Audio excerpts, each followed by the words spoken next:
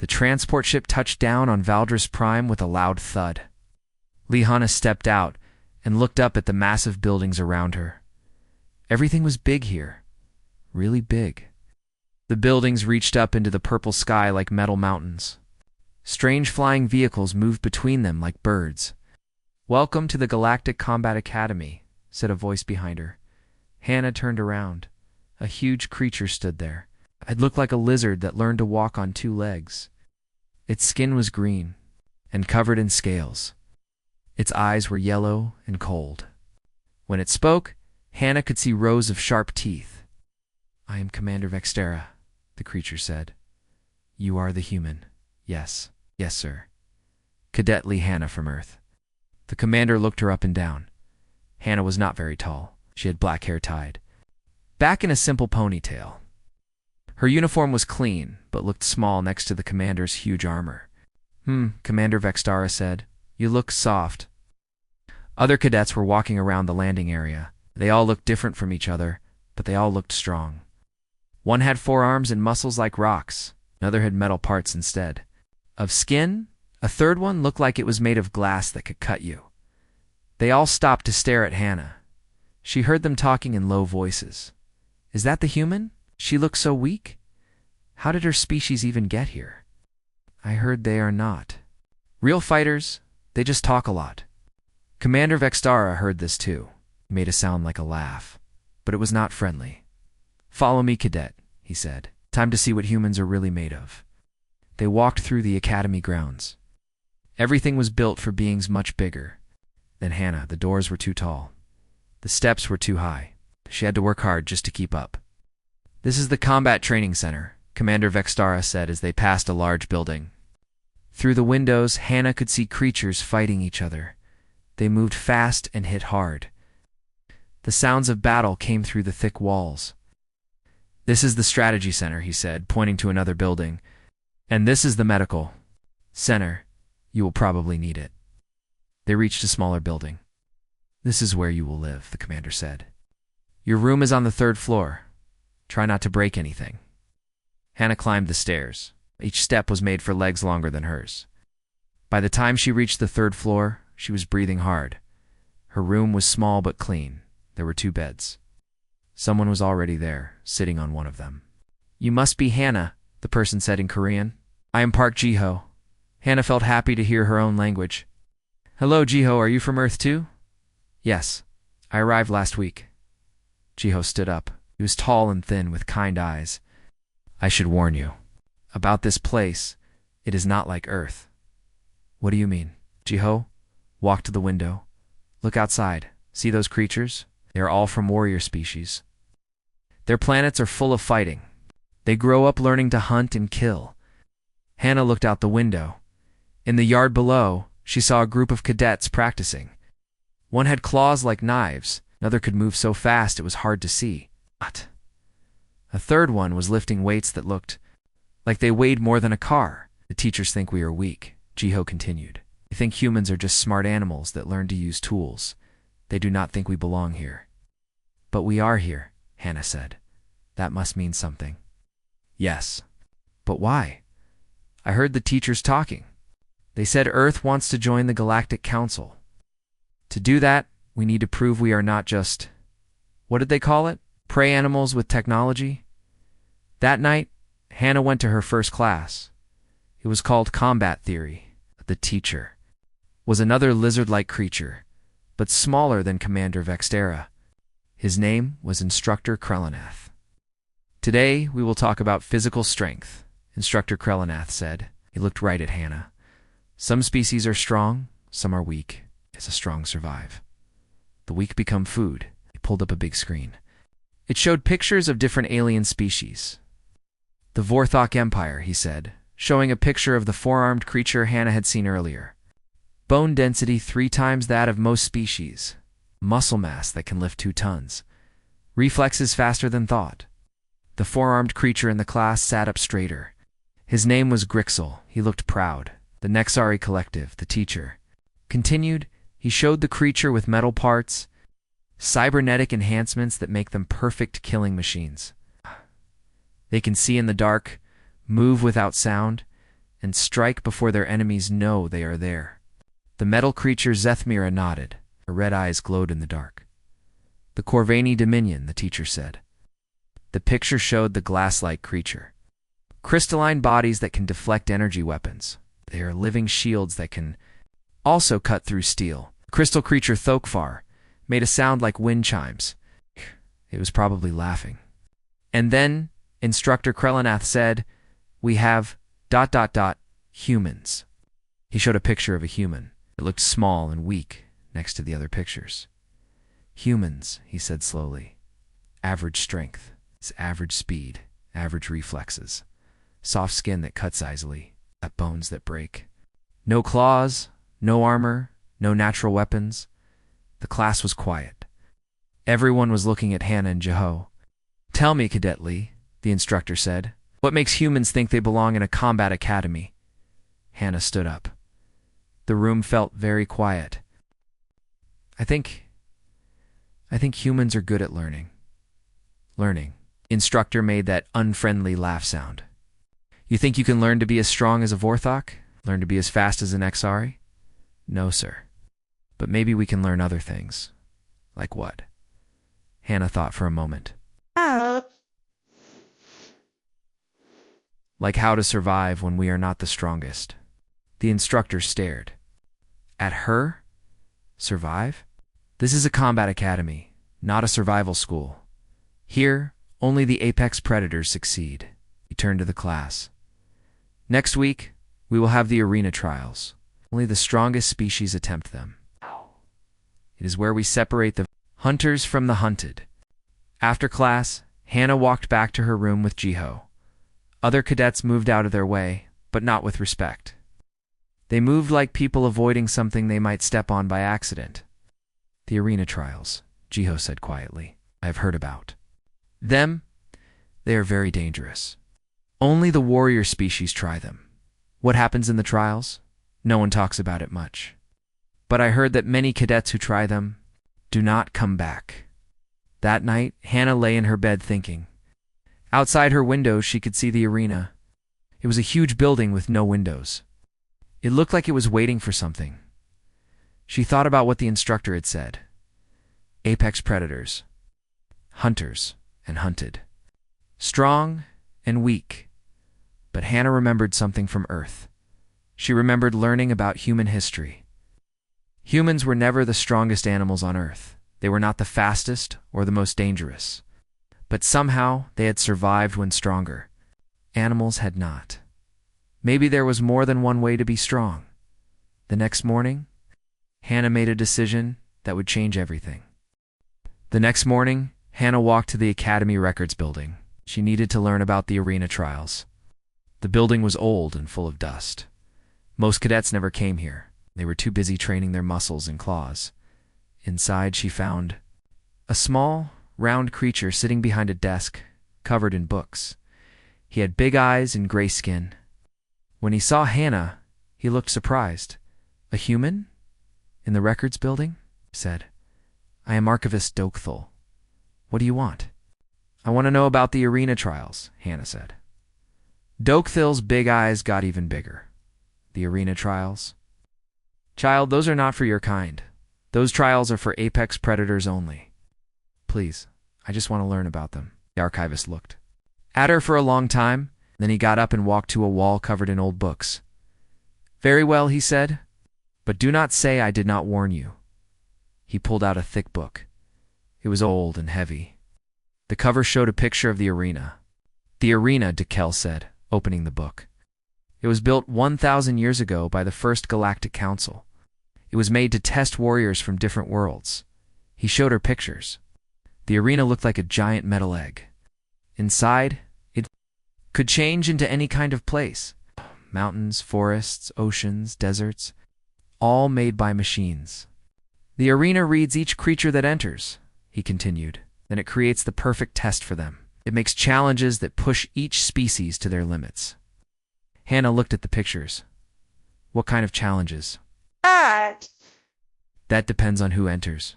For a Vorthok, it might create strong enemies to fight. For a Nexori, it might create a stealth mission. For a Corvani, it might test their defense. He turned the page. The new pictures were not nice to look at. They showed creatures lying on the ground, not moving. Many do not survive, Dokefell said quietly. The arena does not hold back. It tests until something breaks. Sometimes that something is the warrior inside. How many have died? In 1,000 years, 347 cadets, all from apex predator species, all considered the best of their kind. Hannah felt cold. What about humans? Has any human ever tried? No.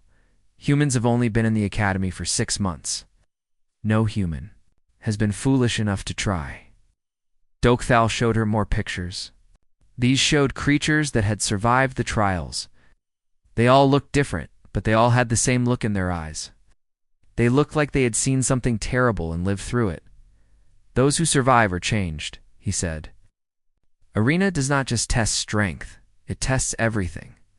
Mind, body, spirit. It finds your deepest fears and makes them real. Hannah left the records building with her head full of new information. She walked slowly back to the main academy building. The arena looked bigger now that she knew more about it. Hannah. She turned. Around, a man was walking toward her. He was human, older than her, with kind eyes and gray hair. She had seen him around the academy but had never talked to him. I am Kim Minho, he said. I teach tactics here. You are the new cadet from Earth, yes? Yes, sir. Lee Hannah. I heard you were asking about the arena trials. His face looked worried. Can we talk? They sat down on a bench near the training grounds. Through the windows, they could see alien cadets practicing combat. The sounds of fighting came through the glass. Hannah, Kim Minho said. I know what you are thinking. But the arena trials are not for humans. They are for species that evolve to fight and kill. But sir, we are here. We must be able to do something. Yes, we are here. But do you know why? He looked at the alien cadets training. Earth wants to join the Galactic Council. To do that, we need to prove we are not just a weak species that got lucky with technology. What do you mean? The galaxy is full of smart species, Hannah. The Zentari can do math in their heads that our computers struggle with. The Plixi can see into the future. The Korthok can live for thousands of years. He looked at her. Being smart is not enough. Then, what is that is what we need to find out. But not in the arena trials. Those trials have killed warriors who could break you in half without thinking. Grixald, that four-armed Vorthok in your class. His older brother tried the trials last year. What happened? It lasted 3 minutes and 12 seconds. He was considered the strongest Vorthok of his generation. Kim Minho's voice was quiet. They found pieces of him scattered around the arena. Hannah felt sick. But she also felt something else. Curiosity, sir. What exactly happens in the trials? No one knows for sure. The arena is different for everyone. But it always creates predators. Artificial creatures made by the arena's computers. They are built from data about the most dangerous hunters in the galaxy. He stood up. Promise me you will not do anything foolish. Earth's future depends on humans succeeding here. But not like this. Not in the arena. That afternoon, Hannah went to her combat training class. Commander Vextera was teaching today. It set up a training course with obstacles and targets. Today, we practice hunting, he said. Each species will show their natural abilities. Grixel went first. His forearms moved like a machine. He tore through the course, breaking targets with his bare hands. His time was 15 seconds. Zethmera went next. She moved like a shadow. Her metal parts made no sound. She finished. Even faster than Grixel, Thokvar was next. His crystal body moved slowly, but nothing could hurt him. Training weapons bounced off him like toys. Human cadets, Commander Vextera called. Your turn. Hannah and Jiho walked to the starting line. The other cadets watched and whispered. This should be funny, Grixel said. I bet they cannot even finish, Zethmera added. Jiho went first. He was careful and smart. He finished the course, but it took him 2 minutes. The alien cadets laughed. Then it was Hannah's turn. She looked at the course. It was built for creatures with claws and armor and super strength. But she noticed something the others had missed. She did not try to break through the obstacles. Instead, she went around them. She did not try to destroy the targets. She found ways to make them fall down by themselves. She used the course's own design against itself. Her time was 90 seconds, at the fastest, but she had finished without using any strength at all. The alien cadets stopped laughing. They looked confused. Commander Vextara stared at her. "Did you do?" "I finished the course, sir. You did not use force. You did not fight." "You said to show our natural abilities, sir. This is what humans do. We adapt." That evening, news spread through the academy. The human cadet had done something strange in combat training. She had finished a warrior course without fighting. In the cafeteria, Hannah sat with Jiho.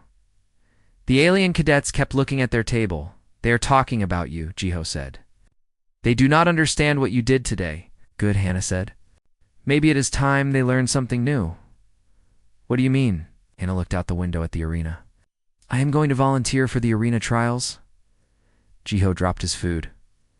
"Are you crazy? You heard what Kim Minho said? You could die, maybe. But maybe I could also show them that humans are not weak. Just different, Hannah. Please think about this." "I have been thinking. All my life, people have told me what I cannot do because I am not strong enough or fast enough. But today I finished that course. Not because I was strong, but because I thought differently." She stood up. "Tomorrow morning, I am going to Commander Vextara's office. I am going to volunteer for the arena trials." The cafeteria slowly got quiet. Other cadets had heard her. They stared at her like she was crazy. Grixel laughed. "The soft human wants to play with the apex predators." "This will be over in seconds," Zethmira said, but Thokvar did not laugh. His crystal body made thoughtful sounds. "Interesting," he said. "Very interesting." That night, Hannah could not sleep. She kept thinking about the arena and the creatures it would create to test her. She thought about the 347 cadets who had died trying. But she also thought about something else. She thought about humanity's history, about how humans had survived ice ages and plagues and wars. Not because they were the strongest, but because they never gave up. Maybe that would be enough. Outside her window, Irina waited in the darkness. The next morning, Hannah walked to Commander Vextara's office. Her hands were shaking, but she kept them at her sides. The hallways were full of cadets going to their morning classes. They all stopped to stare at her. Word had spread fast. Human Cadet was going to ask for the arena trials. Commander Vextara's office was big and dark. The walls were covered with weapons from different worlds. Behind his desk hung a picture of a great battle from his home planet. "Cadet Lee," he said when she entered. "I heard a strange rumor yesterday. Someone said you want to try the arena." "Trials? It is not a rumor, sir. I formally request to attempt the arena trials." The commander leaned back in his chair. It made a loud creaking sound. "Do you know what you are asking for, human?" "Yes, sir. I have read the records. I know the risks." "The risks?" Commander Vextara stood up. His huge form cast a shadow over her. 347 dead cadets is not a risk. It is a promise. "I understand, sir." "No, you do not." He walked around his desk. "Last year, I watched Grixneth's attempt. The trials. He was the finest Vorthok warrior I had ever seen. Stronger than 3 normal soldiers. Faster than a hunting beast." The commander stopped in front of her. The arena tore him apart in 3 minutes. "And you think you, a soft little human, can do better?" "I do not know if I can do better, sir. But I know I want to try." Commander Vextara stared at her for a long time. Then he made that unfriendly laugh sound. Very well. "If you want to throw away your life, that is your choice. The trials are scheduled for tomorrow morning. Try not to make too much of a mess." News of Hannah's trials spread through the academy like fire. By lunchtime, everyone knew. The human cadet was going to enter the arena alone. In the cafeteria, cadets whispered and pointed. Some laughed, others looked worried. A few looked excited, like they were going to watch a good show. Kim Minho found Hannah sitting alone at a table. "I heard what you did," he said, sitting down across from her. "Are you completely insane?" "Maybe," Hannah said. "But I am also determined. Hannah, this is not just about you. If you die in there, it will prove that humans are weak. Earth's application to join the Galactic Council will be rejected. Our entire species will be seen as failures. And if I succeed, you will not succeed. No one expects you to succeed. Hannah looked at him then. I have nothing to lose, do I? That afternoon, word reached the highest levels of the Academy. Fleet.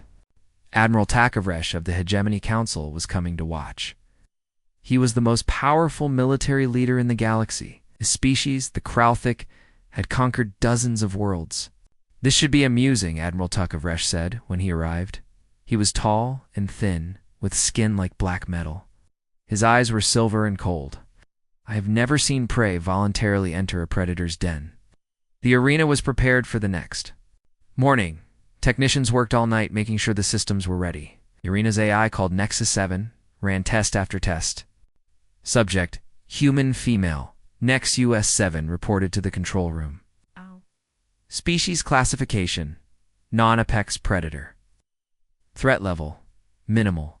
Recommended trial level, basic survival scenario. Commander Vextera said, full apex predator trial. Same level we give to Vorthok champions. Sir, that trial level has a 97% fatality rate for apex predator species. For a human, the chance of survival is, I know what the chances are. Do as I ordered. That night, Hannah could not sleep. She walked to the window and looked out at the arena. It was lit up by powerful lights. Technicians were still working. On it, Jiho sat up in his bed. Are you sure about this? No, Hannah said honestly. But I am going to do it anyway. Why? Mona thought about the question. Do you remember learning about our ancestors? The first humans who left Africa? They did not know what was out there. Dangerous animals, harsh weather, unknown diseases. But they kept walking. That was different. They had no choice. Maybe we have no choice either. Maybe this is what humans do. We walk into the unknown. The next morning came too fast. Put on her combat gear. It was simple compared to the advanced equipment other species used. Just basic armor, a knife, and a small energy weapon. The arena viewing area was packed. Thousands of aliens had come to watch. Most expected it to be over quickly. Some had brought snacks. In the VIP section, Fleet Admiral Talkovrej sat with other high-ranking officers.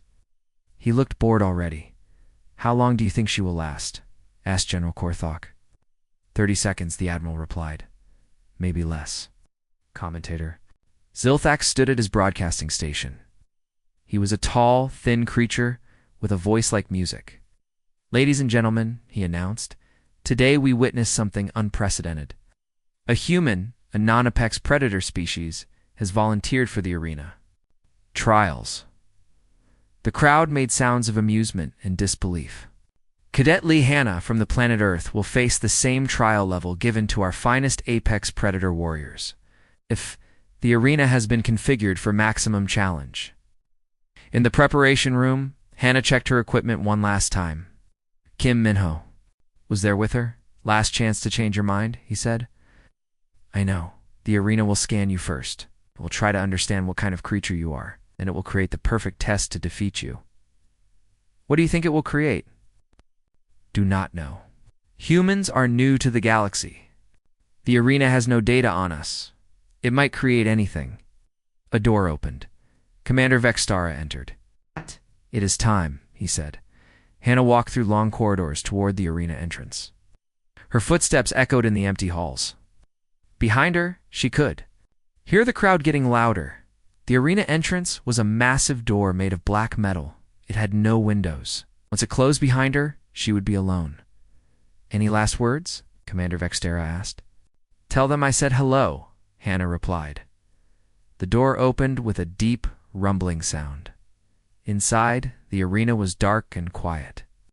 Hannah could not see the walls or ceiling. She stepped inside. The door closed behind her with a final, heavy sound. Welcome to the arena, said a voice from everywhere and nowhere. It was Nexus 7, the arena's AI, beginning subject scan. Light filled the space. Hannah stood in the center of a circular room. The walls were smooth metal. High above, she could see windows where the audience watched. Scan complete, Nex US 7 announced. Subject: human. Physical capabilities: below average for apex predator standards. Natural weapons: none. Armor capabilities: minimal. Assessment: unsuitable for apex predator trials. The crowd laughed. However, Nexus 7 continued. Trial parameters have been manually set to apex predator level, beginning trial configuration. Arena began to change. The walls moved. The floor shifted. In seconds, Hannah was standing in what looked like a jungle. Dark trees rose around her. Strange sounds came from the shadows. Trial begins in 60 seconds, Nexus 7 announced. Objective: survive and defeat all challengers. Good luck. The viewing area commentator Zilfax explained what was happening. Arena has created a jungle environment, he said. This suggests it will test the human's ability to survive against natural predators. What kind of predators? Someone asked. Given the apex predator setting, likely Ravenclaw stalkers. Six-legged hunters from the death world of Zarian Prime. They are perfect pack hunters. Fast, smart, and utterly without mercy. In the arena, Hannah heard the countdown begin. 50 seconds. She looked around the jungle. Everything looked real. Trees, the ground, even the air felt thick and hot. 40 seconds. She could hear something moving in the trees above her. Something big. 30 seconds. More sounds. From different directions, she was surrounded. 20 seconds. Hannah closed her eyes and took a deep breath. She thought about her ancestors again, about humans who had faced saber-toothed tigers and cave bears with nothing but sticks and stones. 10 seconds. The sounds got closer. She could hear breathing, growling. 5 seconds. Hannah opened her eyes. In the shadows between the trees, she could see shapes moving. 6 shapes, large and fast and hungry. Trial begins now. The Ravenclaw stalkers burst from the jungle shadows like nightmares come to life, and Hannah smiled. The 6 Ravenclaw stalkers moved like death itself, were bigger than earth tigers, with 6 legs that ended in claws like swords. Their heads were long and narrow, full of teeth that could bite through metal. Their eyes glowed red in the jungle shadows. In the viewing area, the crowd leaned forward. This was what they had come to see. The stalkers are beginning their attack pattern, commentator Zilfax announced. They are pack hunters. They will surround their prey, then attack from all sides at once. Fleet Admiral Takavresh watched with cold interest. How long before they tear her apart? He asked. Based on previous trials, Commander Vextera replied, no more than 10 seconds. In the arena control room, Nexus 7 was tracking everything. Stalkers in position, the AI reported, beginning final approach. Estimated time to prey elimination, 8.7 seconds. The stalkers moved in perfect formation. They had done this dance many times before. Circle the prey, close in slowly, then strike fast and hard. But something was wrong. The human was not acting like prey. Normal prey ran. Normal prey screamed. Normal prey tried to fight or hide. Hannah stood perfectly. Still in the center of the circle, her eyes were closed. She was breathing slowly and deeply, like she was sleeping, standing up. What is she doing? Grixel asked from the viewing area. She's frozen with fear, Zethmira said. I have seen this before. Some creatures just stop moving when they know they are about to die. But Thokfar made thoughtful crystal sounds. No. Look at her hands. They are not shaking. Look at her breathing. She is calm. The stalkers were confused too. Their red eyes looked at each other. This was not normal prey behavior, but they were predators. Confusion would not stop them. The lead stalker made a low growling sound. It was the signal. All 6 stalkers charged at once. 10 seconds. Nexus 7 announced. The crowd held its breath, and Hannah opened her eyes. 10 seconds. The stalkers came at her like a storm of claws and teeth. But Hannah was already moving. She pulled out her knife and threw it, not at the stalkers. At something else entirely? The knife hit a control panel hidden in a fake tree. Sparks flew everywhere. 9 seconds. The arena's gravity system flickered. For a moment, everything felt lighter. The stalkers, who were used to normal gravity, suddenly found themselves moving too fast.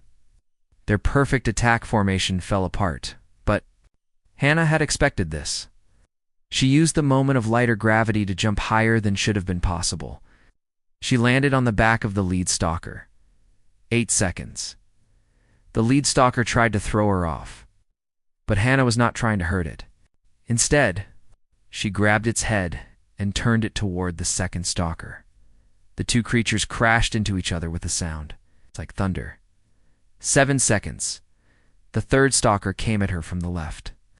Hannah rolled off the lead stalker's back and grabbed a thick vine hanging from a tree. She swung away just as the third stalker's claws slashed through the air where she had been. But the vine was not just a vine. It was connected to the arena's environmental controls. When Hannah pulled on it, hidden water sprinklers turned on. 6 seconds. Water poured down like rain. The jungle floor became slippery mud. The stalkers, who were built for dry hunting grounds, struggled to keep their footing. Hannah slipped and slid through the mud like she was dancing. She had grown up on a planet where it rained often. Slippery ground was normal for her. 5 seconds. The fourth and fifth stalkers tried to corner her near a large rock, but Hannah had noticed something about the rock earlier. It was not really a rock. It was part of the arena's holographic system. She kicked the hidden control switch at its base. The fake rock disappeared. The two stalkers, who had been using it for cover, suddenly found themselves in the open. They crashed into each other, confused and angry. For seconds, now only two stalkers were still in the fight, but they were the smartest ones. They had learned. From watching their pack mates fail, they did not charge. Instead, they moved slowly, carefully. They watched Hannah's every move, but Hannah was not looking at them. She was looking up. 3 seconds, high above the arena, she could see the energy conduits that powered the holographic jungle. They were glowing bright blue. She picked up a piece of metal that had fallen from the broken control panel. She threw it with all her strength. The metal hit the energy conduit. Electricity crackled through the air. 2 seconds, the jungle began to flicker and fade. Trees disappeared. Vines vanished. The two remaining stalkers found themselves standing in an empty metal room with nowhere to hide. But something else happened too. The electrical surge affected their cybernetic implants. The stalkers were not completely natural creatures. They had computer chips in their brains to make them better hunters. Now, those chips were sparking and smoking. 1 second, the stalkers stopped moving. Their red eyes flickered like broken lights. They looked around the empty arena, confused and lost. For the first time in their artificial lives, they did not know what to do. They looked at Hannah. She was standing in the center of the arena, breathing, hard but unhurt. 0 seconds. The trial timer reached 0. The arena fell completely silent. In the viewing area, no one moved. No one spoke. I do not understand what just happened. Nexus 7 was running calculations as fast as its processors could work. Error, trial parameters not met. Stalkers not eliminated, but ... trial time expired. Subjects still alive? How is this possible? Commander Vextera leaned forward in his chair. His yellow eyes were wide with shock. Fleet Admiral Takavresh was no longer looking bored, sitting straight up. His silver eyes focused completely on the human in the arena. In the arena, the 6 stalkers were all still alive, but they were no longer acting like predators. The lead stalker, the one Hannah had ridden like a horse, slowly lowered its head. It made a soft whimpering sound. The second stalker did the same. Then the third. Then all of them. One by one, the 6 perfect killing. Machines lowered themselves to the ground in front of Hannah. They were not bowing. They were not surrendering. They were confused. For the first time in their existence, they had met something they could not classify. Something that was not prey, but was not predator either. Something that fought without fighting. Something that won without winning. Hannah looked at the stalkers lying on the arena floor. She felt sorry for them. They were just following their programming. It was not their fault that their programming had never included instructions for dealing with humans. She walked over to the lead stalker and gently touched its head. It looked up at her with eyes that were no longer red. The electrical surge had damaged their hunting programs. "It is okay," she said quietly. "You did your best."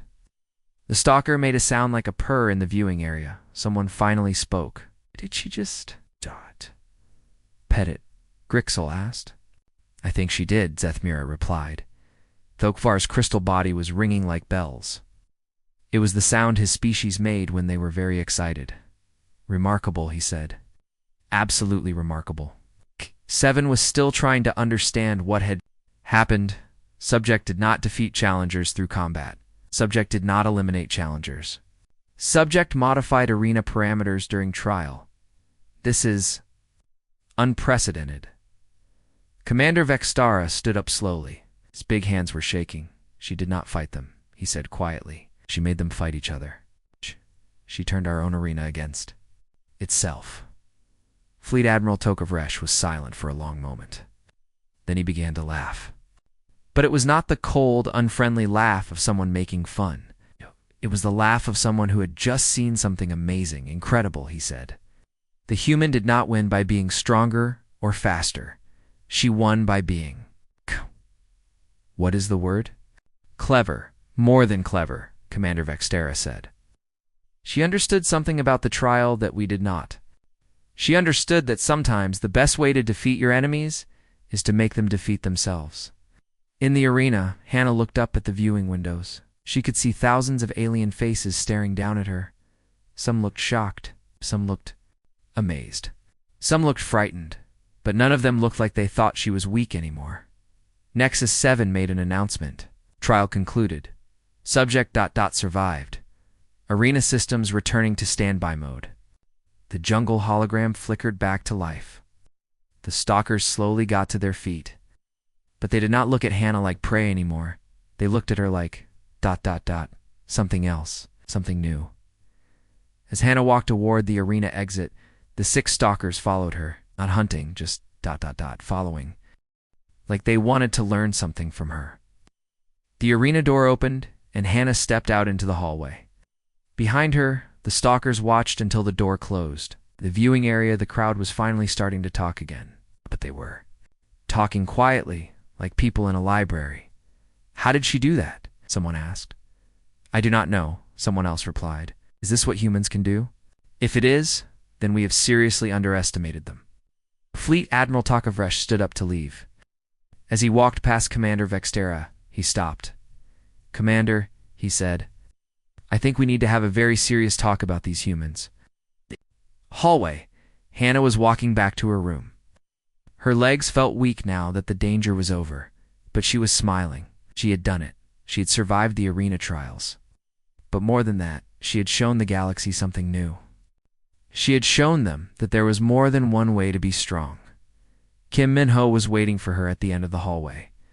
His face showed relief and pride and amazement all at once. "How?" he asked. "I just did what humans do," Hannah replied. "I adapted." The news spread through the academy faster than light. The human cadet had survived the arena trials. Not just survived, she had done something impossible in the academy cafeteria. Cadets sat in small groups talking in whispers. The room was usually loud with the sounds of different species eating and laughing. Now it was quiet. Grixel sat with his Vorthok friends. His 4 arms moved nervously as he spoke. "She did not fight them," he said for the 10th time. "She made them fight." "Each other? How is that possible?" "My brother was stronger than 10 normal warriors," another Vorthok said. "The arena killed him in 3 minutes. Yet this small human, she lasted 10 seconds and walked out alive." At another table, Zethmira was showing video footage on her wrist computer. Her red cybernetic eyes replayed the arena trial over and over. "Look at this part," she said to the other Nexari cadets, "when she throws the knife. She is not aiming at the stalkers. She is aiming at the control panel. She planned this." "But how did she know where the control panel was?" asked another Nexari. "She must have studied the arena before entering. She understood its weaknesses." Stokovar sat alone at his table. His crystal body was making soft musical sounds as he thought. Their cadets were afraid to approach him when he was thinking. His species was known for their deep wisdom, A young cadet finally gathered courage to ask him a question. "What do you think happened in there?" Thokvar's crystal body glowed softly. "I think we just witnessed evolution in action."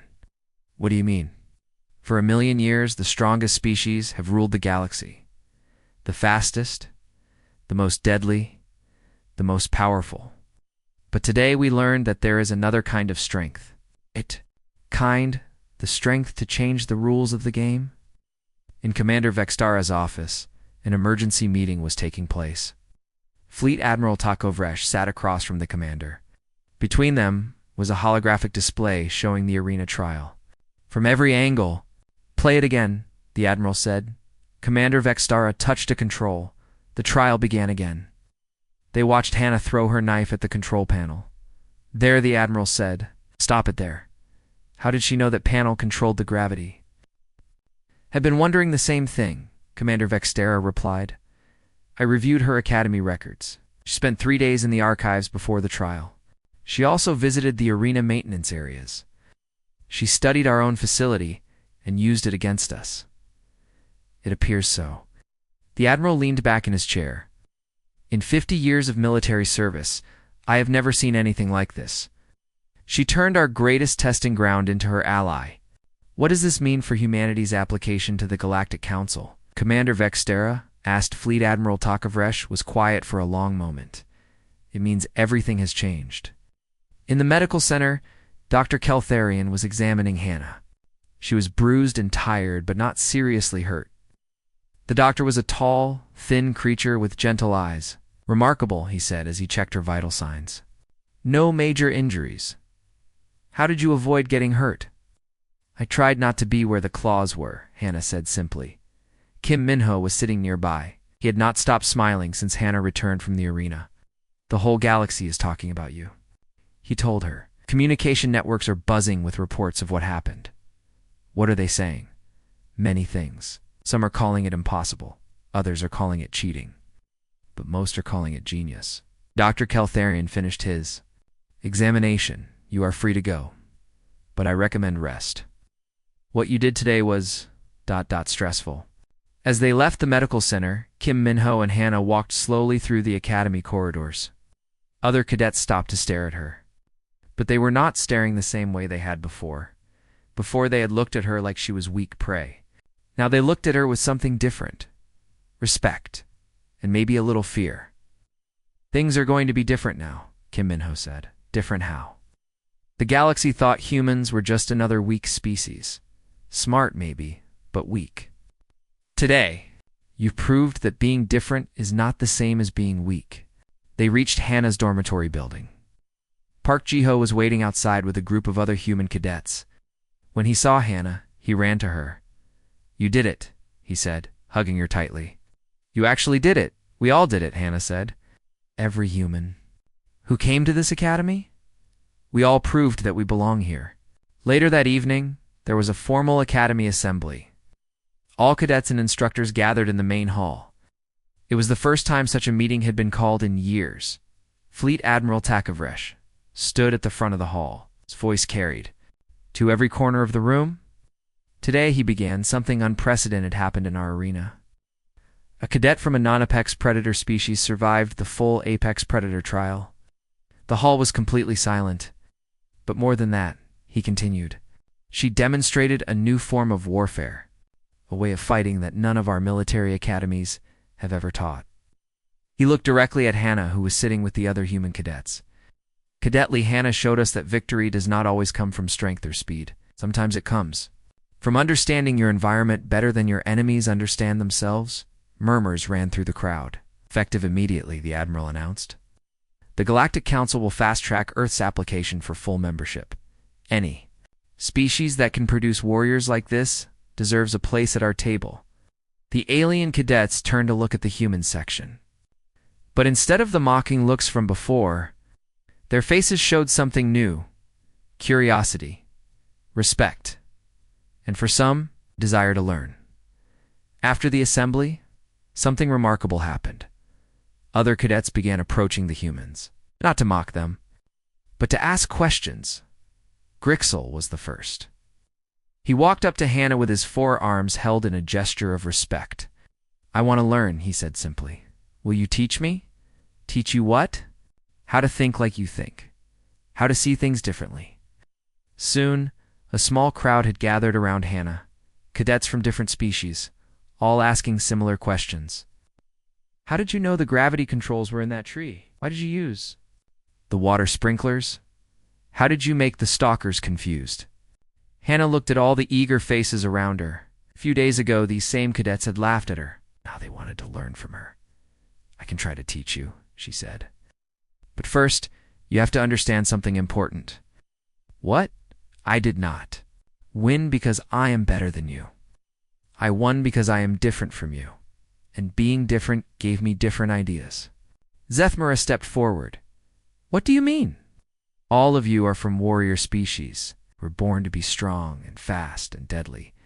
But humans, ... we were born to be survivors. We learn to win by being clever, not by being strong." "We learn to be clever too?" asked a young cadet. "Maybe, but you will have to stop thinking like predators and start thinking like something else." "Like what?" Hannah smiled. "Like humans." In the weeks that followed, everything changed at the academy. New classes were added to the curriculum. Classes about strategy and adaptation, classes about using environment as a weapon, classes about psychological warfare. The humans were no longer treated as weak cadets who needed protection. They were treated as valuable allies who had something important to teach. Instructor Kreleneth, who had once mocked human weakness, now asked Hannah to guest lecture in his combat theory classes.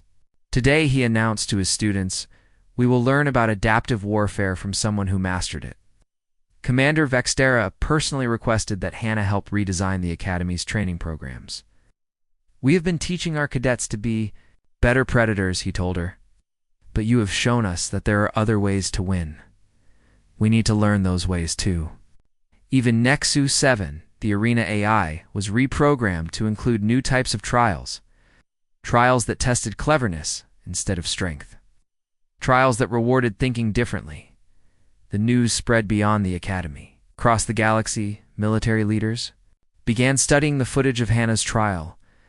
They analyzed every move, every decision, every moment. Some called it the beginning of a new era in galactic warfare.